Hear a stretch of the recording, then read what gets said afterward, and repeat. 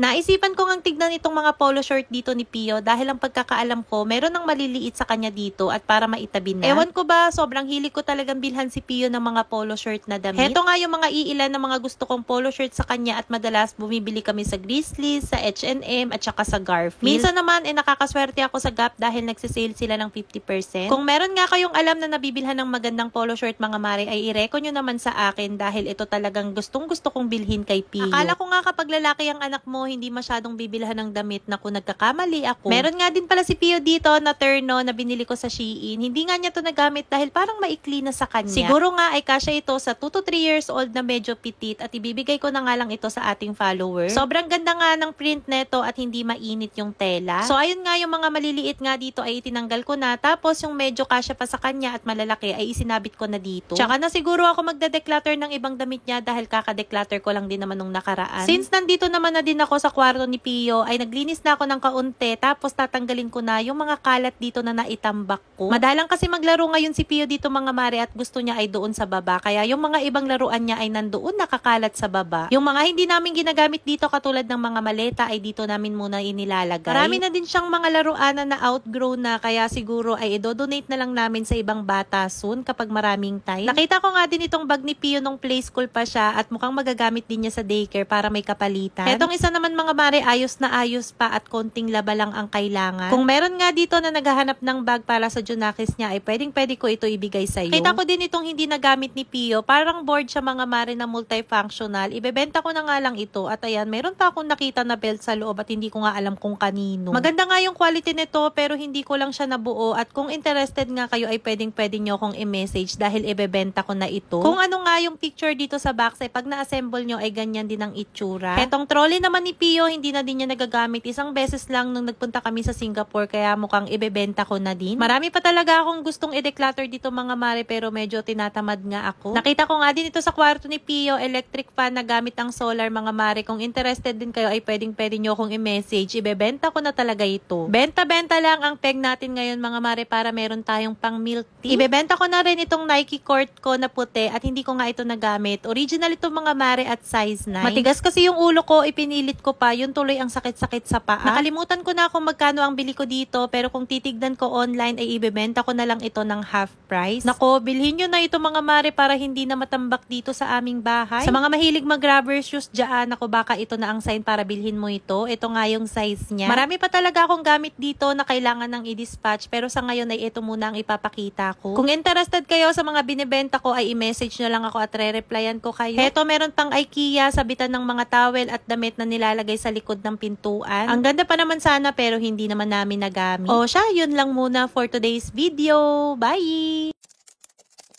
Eto nga pala yung bago kong nilalaro mga mare, PH Pasay at munting paalala lang na ito ay for adults only, bawal sa bata at libangan lamang. Sobrang daming games nga na mapagpipilian pero ang madalas nga nilalaro dito ay Super 8. 200 nga ang binet ko dito, spin ka lang ng spin at pwede ka magkaroon ng free na 10 spins. Yung 200 nga na nabet ko mga mare ay nanalo pa ng 5,880. Uulitin ko itong game lang ay libangan at syempre kapag may extra lamang. Marami din akong napanalunan na combo kaya yung 5,880 kanina ay nanalo ulit. Kapag nakapag super win ka mga mare ay pwede mo na din kagad i-withdraw yan. Katulad dito yung napanalunan ko the second time ay pwede kong i-withdraw. Madali mag-cash in, madali din wag-withdraw. Kaya kung interested ka ay may link ako sa comment section. Again, for adults only at libangan lamang.